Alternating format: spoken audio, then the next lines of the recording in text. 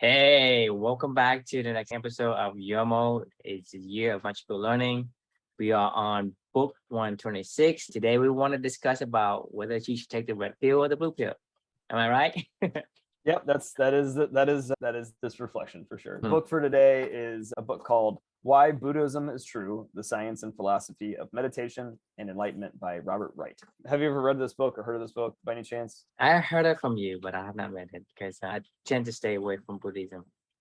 Yeah, I mean, I tend to as well, but we can talk about that because this will be a fun conversation. But basically, this book was this guy, Robert Wright. He's not a Buddhist or something like that. He's somebody that's just exploring this philosophy in general. I don't know what his background is, but he does a lot of meditation. He's explored a lot with like meditation in his own and marrying up modern age science with like Buddhist principles and kind of looking at things from an outsider's perspective, but at the same time, he's not a Buddhist monk, but he's just kind of evaluating the Buddhism with a science lens plus his own experiences. So the reflection title is Taking the Red Pill. And for a little context, in case you don't know what taking the red pill means, that was from the 1999 movie The Matrix, in which the character Neo is offered a choice between a red pill and a blue pill by Morpheus, who is the rebel leader, right? The term red pill means a willingness to learn a potentially unsettling or life-altering or life-changing truth by taking the red pill. Or you could play it safe and take the blue pill and remain in your kind of ignorant state and just go about your life, right? Like, so Neo had the choice. Morpheus gave him the choice. Like, do you want to kind of just open up your eyes and, kind of see a new world that you've never imagined before, or do you just want to, status quo? So if you've never seen the movie, Neo takes the red pill, and then that's what's basically the rest of the movie's about is him exploring this new, If you took the blue pill, paradigm, there's no movie.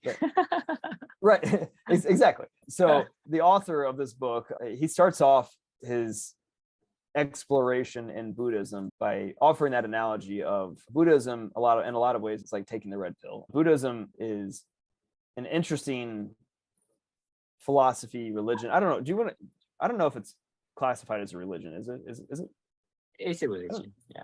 Is it? I don't actually know that it's a religion. Like a formal religion, but that's semantics. It doesn't matter. It's a way of living, and it's a way of navigating the world. Isn't all religion a way of living?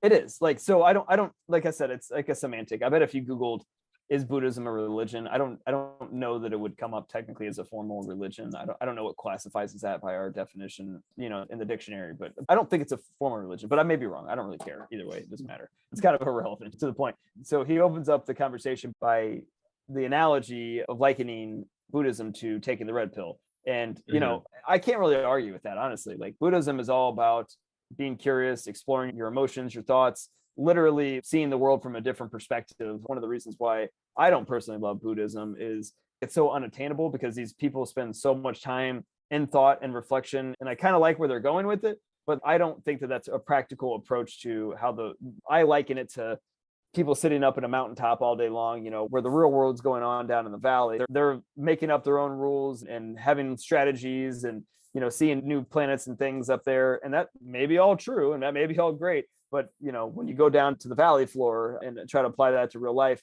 I feel like a lot of times that doesn't, it falls apart because it's not based in the world that everybody else has to live in, right? So I'm totally okay with taking the red pill and seeing another world, but like, you have to know that you have to disconnect from that world. What we're trying to do personally, I feel, is a little bit different. It's taking the red pill, it's seeing the world from a different perspective, it's changing your paradigms, it's asking questions, it's being curious, it's learning something new every day, it's doing all these things that I agree with what Buddhism practices and preaches, but it's then also applying it back into the valley floor in the real world of, helping people to discover their own purpose and to help them to live their own life and to help them to be around a community of other people that still want to live in this world and not detach from it. It's kind of a blending of both of those things is what we're trying to do personally. But this particular book and my reflection, I love the idea these days of taking the red pill. When Amelia passed away, I was given a choice, in my opinion, to either see the world the way that it is or to reimagine it a whole nother way. And I chose to reimagine it another way. And that's living my life every day with my daughter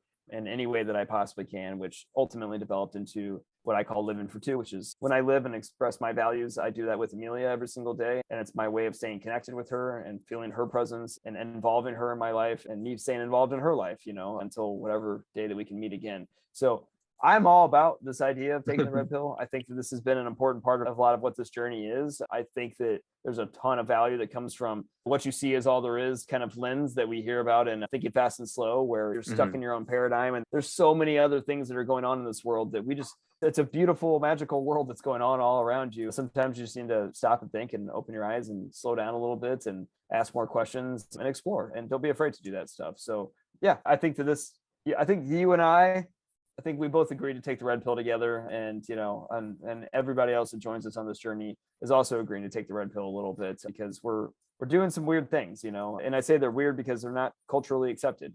When the blue pill is culturally accepted, right? Like the blue pill is status quo. The blue pill is doing what you're supposed to do. The red pill is making your own path and living your own purpose and doing your own thing. So I'm all about it. It's a question I can leave for. I'll pause there and let you chime in your thoughts, and I'm sure you got a lot. The question for everybody listening is, which are you choosing, the red pill or the blue pill? Playing it safe, or do you want to go explore the beautiful world all around you that you may not see today? So for me, I would rather take both pills. Yeah, I would take both pills because for me, I need some kind of comparison. If I take this, what happened? If I take that, what happened? So the only way for me to see the contrast between, the difference between the path I took and the path I was. And if I were given a choice, I would choose both of them and take the purple pill. If you combine them, become purple, whatever. So I would take the purple pill because to me, that is the true red pill. The red pill is mean you want to know everything, right? You want to know the blue pill experience and you want the red pill experience. So you take the purple pill so that you can understand that one as well. So the red pill is, hey, you want to know more than just this, right? But at the same time, having one path or another path, sometimes people can't really compare and contrast. If you can do a compare and contrast, your experience will have a much deeper impact on you and much deeper appreciation for the things that you aligns with your values. But if you only had the good things or only had the adventurous thing, whatever, you don't know where the baseline is. Therefore, the experience you have wouldn't be as good. And I don't know if by default in the matrix, the blue pill is already taken. You don't have to take the blue pill to go back to the matrix. Because you already spend your time in the matrix, i.e., taking the blue pill. So you by default you are taking the blue pill. So there's no need to take the blue pill. It's either you take the red pill or you don't. If you that way, then I think that changes the way that I see the thing. But I neither had the red pill or the blue pill. I want to know both. I'm like, okay, what would happen if I stay in the matrix? What would happen if I didn't stay in the matrix? I want to know both. And to me, or what would happen if you learned what you outside of the matrix and then came back into the matrix, and how would that look? And I think that's the essence of what Neo is, because he knew what was outside and he knew what was inside, and he was able to influence the software, the guardians, and also influence the people in there so that they don't just abruptly get shocked and die, like physically die. Because if you imagine, if you say, hey, you're living in a virtual world and none of these, it's real, right? You shock the system. But he was able to understand what these guys are going through and also understand what was happening outside for him to be able to transition and compose a way to wake them up from the slumber without killing them. Right. And so if you had the choice of getting the red pill or blue pill, and by that choice, that means you neither had red pill or blue pill, that you were neutral in the beginning. Taking one or the other, you would not know. Only taking both, that way you would know. So I think from the context of taking the red pill or the blue pill, the extension of the red pill, you want to do both. I mean, you need to have the contrast to have that kind of bridge. How will you go about appreciating what your value meant and what your core value is putting you on the right path, which is, is it the right path? I don't know, because I can't have any kind of point of reference and say, yeah, that one was different in this way and this one was right in this way. Because you wouldn't know whether your path is right unless you know that way feels different and it didn't feel good. This way feels different and it feels better. then you know, hey, I am closer to the right path than the other. Therefore, you know, hey, this path is better. But if you never had the contrast, we would know. So for me, I'm taking both pills. As far as Buddhism, I just don't understand Buddhism all that much, just because a lot of the things that I guess, learned from secondhand may not be correct. And it just confuses me in a way. It's supposed to Yeah. be confusing. Like, these people have spent lifetimes in the mountains of their mind, if you will, like exploring different thoughts and different ways of living. Like, think of all the things that you and I have gone through over the past 2.5 years, right? You know, and all the different lessons that we've learned and everything that's compounded on top of each other, so that when we say certain things to each other, we understand what we're saying and what we mean and what the context is of, you know, a beaver must dam or whatever, you know, like we Right. just understand what that means because we've gone down Right. this journey together. We've talked through these thoughts together, and we've come to consensus every step of the way, every single day, right? Like, think about doing that for another 60 years. Right? The iceberg that's underneath our, you know, under the ocean that you see of True and I on top, like the iceberg will be like the size of Antarctica. And you're like, how do you acquire that iceberg below that? You know, like, it's not feasible for other people to go and acquire that unless they go follow the same path that we followed and learn the same things, and somebody teaches, you know, over and over and over again the same stuff, right? Like, that's my problem with Buddhism. Is it's I love what you're saying about taking the red pill and the blue pill together, because I almost feel like I should have rewritten this reflection to say take the purple pill, you know, because like what we care about is balance, right? You know, Yes. and what we care about is learning these things, like exploring, being able to see the other aspects of things, but then go apply it back to our regular life and help other people to apply it to their lives. Exactly. So we can, right? Like, how many all monks the do we monks, see they're teaching you to say, okay, your life is is all suffering, about worldly suffering, right? So right. your goal to be a Buddha is to detach yourself from life. And to me, that it's like doesn't make sense, because if you detach yourself from life and you become a monk, right? Or you practice the Buddhism way, essentially there's no progress, right? And you tell me, hey, now there's a lot of great ideas come from the monk. But the thing is, if everybody become a monk, there's no progress, because, for example, when you become a monk, you say, hey, I have no attachment to worldly possession. I'm not going to get married. I'm not going to have kids. Well, where would you think the kids come from? Where would humanity be if everybody becomes a monk? That argument alone, right? Because once you have the monk mindset, it's hard for you to make progress into society.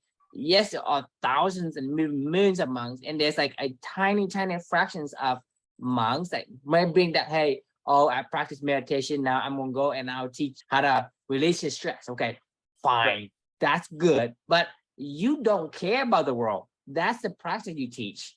And so when you don't care about the world, chances are you're not going to teach anyone anything. Even though you learn something, you're not going to teach it. You're going to teach them, okay, as a monk, you need to leave your world possession because your life is all about suffering. You need to detach yourself to avoid the suffering that you have as a life. So you basically turn your back away from society. That's the majority. Yes, there are monks that actually maybe, you know, they like the book, I think, like a monk, for example. Yeah, but he is like, you could, like, here's the thing, it's like you can be a monk. Like, this is the interesting part of where the purple pill comes into play, is because I do agree with a lot of the principles that I was just playing a tennis match tonight, and, you know, I used a lot of the principles, like in the Competitive Buddha, you know, it's a book that we'll review in a few months down the road. It's one of the, you know, books I read, you know, that I've written a reflection about, or Think Like a Monk, or, you know, I've read a lot of books about like Buddhism and Buddhism thought and Zen and things like that, right? You could take those things, you could go apply them to the real life. You could go back into the matrix and apply them. There's not a lot of these monk, like the guy who become a monk and then came back, right? Because the thing is, well, I don't know the answer. They do have some of these because it's their calling. Maybe they want to go help the poor or whatever. They have some of that, but not a lot. That's what I'm saying. It's not like they just basically turn their backs on the world and they go to the mountain to escape. The primary reason why they follow the monk mindset in the first place is to avoid the life worldly suffering. And to me, And I could be wrong because that's what I've learned as a secondhand learner of Buddhism, and maybe that's completely off to somewhere, or because the monks is not, I guess, It's not in a way, practical. It's not practical. I mean, way it's like just, so for me, it's it's still confusing, and confusing cause more confusion. so it's not that it's confusing to them because they spend their whole lifetimes thinking, like, just like anybody would be confused what clubbing is, like if we try to explain it to them, because there's, like I said, there's an iceberg that's building below the surface. Like when we say clubbing, they're like, oh well, that doesn't, I don't get all of it, but like, the you want to take the red pill with us and go down this journey, that your magical learning or whatever, we can certainly, I guess if you want to call it, enlighten you as to what we mean by clubbing and what we hope to accomplish with the mission that you and I are on. However, I think you're totally on to in my opinion, the right path of Buddhism would be like Catholicism if it found a way to practically put it into people's lives every single day. Incredible thoughts that have been generated from taking that red pill of Buddhism. And there's incredible insights that have been gained that they can share. But you need to come back down to the valley floor and work it out, right? If you never leave academia, like, you don't know anything. You may have some really good thoughts and may have some interesting perspectives on stuff, but what does it matter if you don't apply it to life, into an actual life, not one that's manipulated, right. Because a lot of times it's not embracing humanity. Right, because humanity is about your uniqueness. We're talking about the people must stand, right? Because you are born a certain way, you're gonna have to behave that way. Right. As far as from the monk's perspective, they say everybody should do this. Everybody should be, gentle, or follow the breeze and let go of this, let go of that, right? And to me, it makes you the same. It makes you the same. It doesn't embrace that you have. And to me, that's kind of like contradicting what the uniqueness of a person is. Like, yeah, I mean, there are some great principle where the monks are, helping the poor, for example. They do that too. I mean, they do that just like the Catholic Church does. They help the poor, but at the same time, their primary. And the thing is, what I'm saying is, what they do is good, but that's not what it's not balanced. That's not what the primary objective is. Their primary objective is to not suffer. And yes, you can go and argue with me about, hey, yes, the monks, Buddhist practitioner may not be monks, they're just regular worker people, right? Their prime motivation is, I don't want to end up because the reason why they are good to people is because they don't want the karma go back on them. You know what I'm saying? It's not they're good because they want to be good. They're good because they don't want. Well, I mean, that's the selfish gene. To me, that's human nature. It has nothing to do with Buddhism.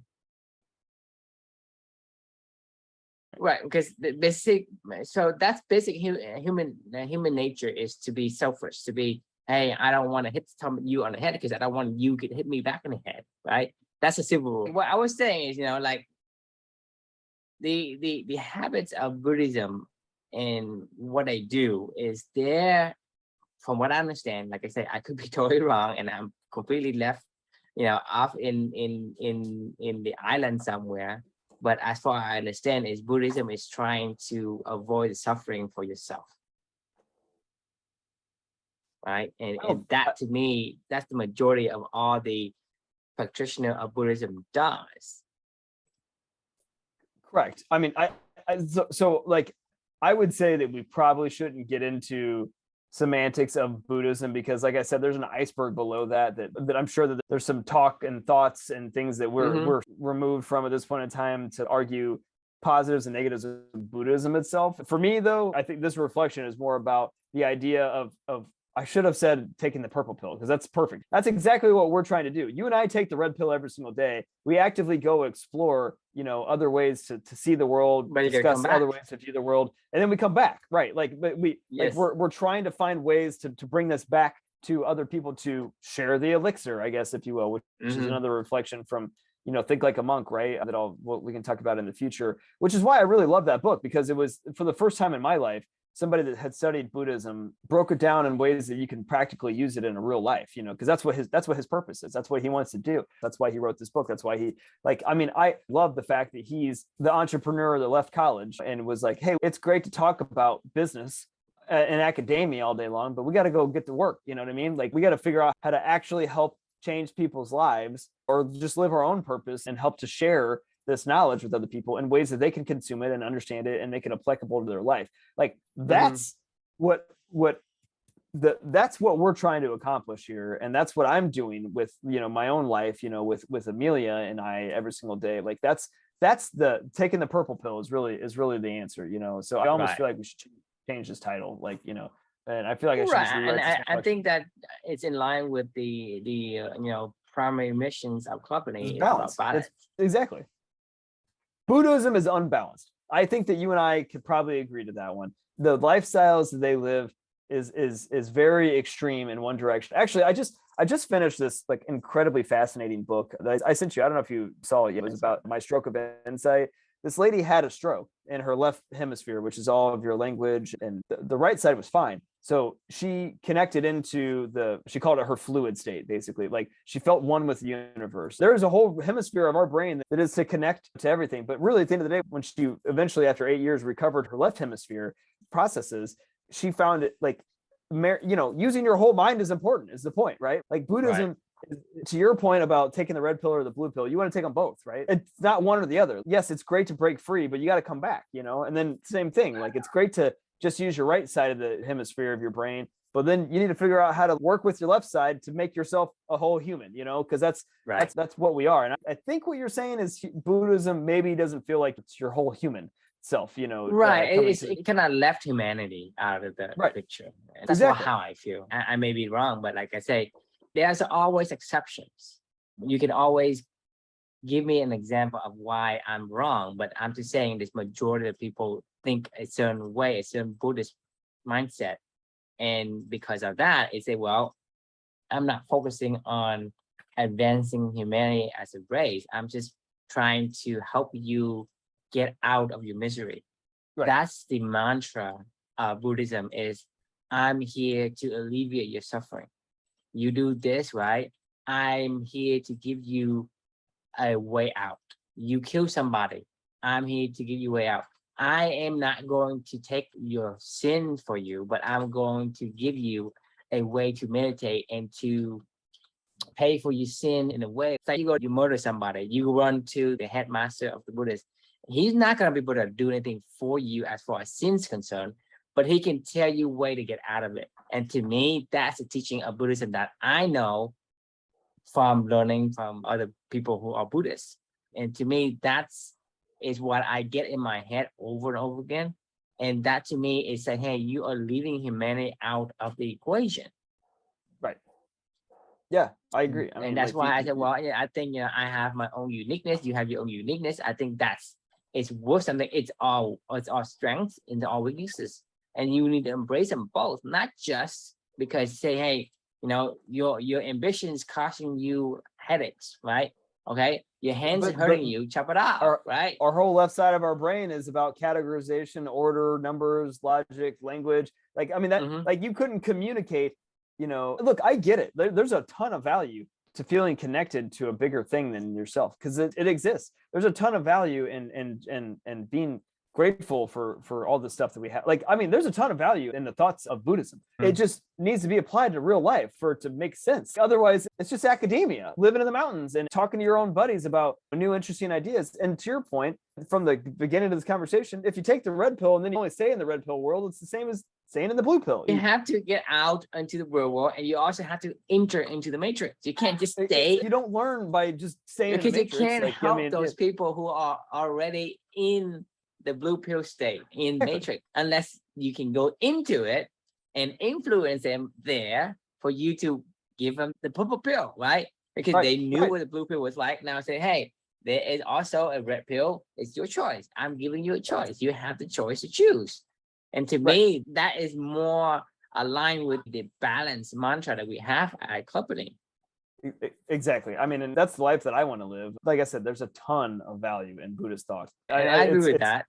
It's incredibly insightful, and I appreciate what they do, and I appreciate them going down their own journey of finding this stuff, right, and bringing this back in however ways they're bringing it back. But like for you and I, like our mission is balance. So our mission, is the purple pill, and I think in helping other people to find that, and helping other people to live that, to build their own universe within the universe that they live in, and go have a great life, in theory. Yeah. I mean, life but, is meant to be enjoyed, and that's my aphorism. Right. Life is meant to be it's enjoyed. It's a truism. Write it down. Seriously, you need to write these things down. If you're not writing them down, I'm gonna be really disappointed someday. Awesome. All right. Well, any final thoughts on why Buddhism is true and taking the red pill? Yeah, I said, take the purple pill. I agree. Not literally the purple pill, but take both pills. Make it purple. I think that's a truism. Like, you should write Take a down purple pill. Yeah, taking the purple pill. Yeah. I like that a lot. I mean, I really feel like I should rewrite this one. That was a good discussion. Awesome. Well, thanks for joining. The question we could leave for you all is, which are you choosing, the red pill or the blue pill or the purple pill? Continue to be ignorant. Well, I think I appreciate you saying that, because I would love the corrections as well. I would love to keep exploring Buddhism, because I feel like that's incredibly valuable. I appreciate the insights I've gained from every school of thought, So yeah, keep it coming. Thanks for joining, and we will see you all tomorrow. Yeah, sounds good. See you.